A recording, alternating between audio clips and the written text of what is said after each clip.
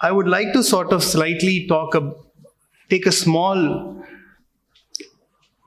detour, if you may, and look at the insights to understand what could possibly the origin and the reasoning and the justification, which have largely been unspoken and unexplained by the present government. What could the origins of this bill be? And like the speaker before me, Vaishna, quite rightly pointed out, we all know where this is headed. We all know the destination of this bill is to create a society which would ultimately design and structure and curate a Hindu Rashtra, a nation of Hindus. However, where did the idea or the origins of this bill come from? And I think it is quite necessary and quite important and quite pressing for us to understand that before we go into the next set of issues before us. And through the course of the next few minutes, I would like to spend a bit of time to also explain, as a lawyer, why I think this bill is patently unconstitutional. Some of this might be obvious, but I think it is worth reiterating because, as you all may have realized, the 50 of us here are up against apparently 50 lakh missed calls. So that's what we need to fight. Not to mention, we are also fighting an increasingly autocratic government with little or no regard for fundamental rights. And as you will hopefully come to see by the end of my speech, with little or no regard for the rest of the Constitution also. Firstly, this bill is patently unconstitutional because it violates the core of Article 14. Now, Article 14 is the most important element of our Constitution. Simply said, it is the right to equality.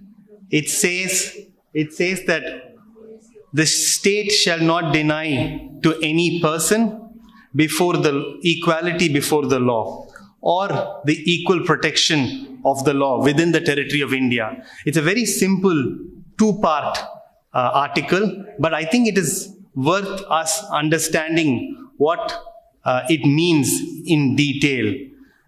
The state shall not deny, and please read or understand the next word carefully. The state shall not deny any person. So it does not talk about citizens. It does not talk about a group of persons. It says any person. Equality before law, and this second part is equally important. It also says that the state shall not deny equal protection of the law. Now, equal protection of the law is an interesting concept. Today, it means that any law that is made, any rule that is made by the government of India or the state governments must not discriminate against any class of persons, which is pretty much fundamentally what this bill does. Most of you would have read. I will not, like I said, go into the nuances of this law, but this law discriminates against minorities. It discriminates quite obviously against Muslims. There is also a very convincing case, a persuasive case, that it discriminates against Tamils who would come from Sri Lanka, and so on and so forth. Ultimately, this law is being made in a very careful manner, which further advances the RSS propaganda. And I will tell you why. And I will tell you why this is also problematic. Let us look at what the RSS is. For those of you who already know, you would describe RSS as perhaps, but what does RSS literally mean? And therein lies the rub. Therein lies the rub, because they have fashioned themselves as Rashtriya Swayamsevak. So meaning today we identify them as Hindu fascists, proponents of Hindutva. But quite smartly, they have realized that this would be a problem in years to come, and they have fashioned themselves as nationalists. The first and probably the greatest trick used by RSS and its founders, be it Hegdewar or Golwalkar, was to fashion this as a nationalist movement, when clearly it only advanced the interests of one religion. So the idea for them is nationalism equals Hinduism, which, as any person here or anywhere else would know, is patently false. Nationalism is not equal to Hinduism. So the RSS propaganda over the last 100 years has always been antithetical to what they consider to be Western notions: democracy, socialism, communism, so on and so forth. And I say this with some certainty because I have read some of what Golwalkar had written. And I want to specifically on this stage read a couple of these paragraphs because it is important for us to understand where much of the motivation for this particular law comes from.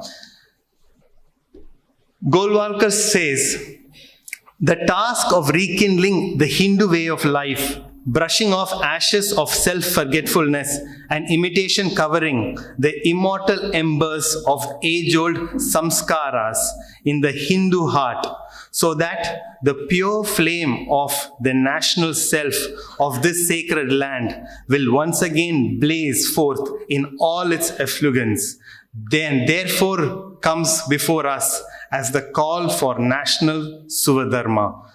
As you can see repeatedly, and this is perhaps something that politically many of us have not done enough of in the last many years, 50 years or 30 years, to have clearly exposed what the RSS and its affiliates like the VHP and obviously the BJP have continued to talk about. This entire structuring of Hinduism as nationalism is quite, according to me, quite frankly, the reason we are where we are as a country today. We have a government that believes in brute majoritarianism and a government which, true to the teachings of their guru Golwalkar, abhors democracy, abhors socialism, would rather see a Hindu way of life take shape in this country. And you would think that people who are RSS workers, and some of them do read and write quite a lot, and it still surprises me whenever I read what they say about key events of India. You know, lot of even the Home Minister's speeches around the Citizenship Amendment Act have been on partition and the great tragedy that has happened around then. And I think it is quite instructive to understand what Golwalkar says about partition. So about partition in 1947, this is what Golwalkar has said. He asks, "Is this fiery and heroic aspect of devotion to our motherland alive in our hearts today?" He further asks, "If that spirit had been there in our leaders and in our common folk, would partition have taken place?" I am quite astounded. Having no regard, having no knowledge, having no basic sense of the geopolitical climate there was in the 1930s and the 1940s, Golwalkar places the entire basis of partition on lack of devotion to one's motherland. This pretty much is the standard RSS playbook. They will not talk geopolitics. They will not engage in international affairs. They will not talk about anything that is worth reading in a university. Everything has to come down to bhakti, devotion, concept of holy land, the sacred soil, and anybody who does not adhere to their principle is a betrayer, is a traitor. Now this, according to me, has been what has carefully been cultivated by RSS and their affiliates, and that is the reason why this bill has come and has taken shape the way it has. Now, see, like I said, some of this might be obvious to the people here, but I think it is worth us talking again and again and exposing this communal agenda of the RSS and the BJP. I mean, gone are the days where you could just say that you believe that Hinduism was a way of life and that we are the most tolerant society. If you continue to believe so, then I think you must reread the Citizenship Amendment Act, because nothing that what they have claimed Hinduism to be is reflected in the actual words and phrases of that bill. So the task before us is quite clear. We must rip open the mask of the RSS and the disguise that they have portrayed and expose the bigotry and hatred towards other religions. Now, it is quite obvious that what we must understand, and I think I cannot reiterate this enough, is Hinduism is not equal to nationalism. Now, any society which is built on the premise that nationalism can only be taught, and as Vaishnav said, standing up for the national anthem inside a cinema hall, or that nationalism has to be taught in a way that you can only learn from a religious text or a scripture, that is patently illegal, that is unfortunate, and that is not the way this country was ever designed to. Just to explain a little bit about what happened in the early days of our constitution, specifically when the Constituent Assembly was debating how to structure the Indian Constitution, one of the first articles, as many of you would know, talks about, or rather introduces the country that we live in. And at that time, there was quite a heated debate about what the name of the country must be or should be. And the different names that one finds that were debated in the Constituent Assembly are quite shocking. Bharat, Bharat Bhumi, Hindustan, Hind, so on and so forth. Now, I think that it is indeed a great act, and please keep in mind that the Constituent Assembly had no member of the RSS. In fact, most of the Constituent Assembly was derived from members of the Indian National Congress and other nominees. So it did not require an RSS to come in and sow these seeds of latent Hinduism. I think it is indeed a great act of compromise and forward thinking that someone like Baba Sahib Ambedkar could make sure that the first article of our constitution reads as India, that is Bharat. Now, it is a long-held dream of the RSS that the name India should be done away with. They have strongly believed that India is a Western name and it should not be. But I think it is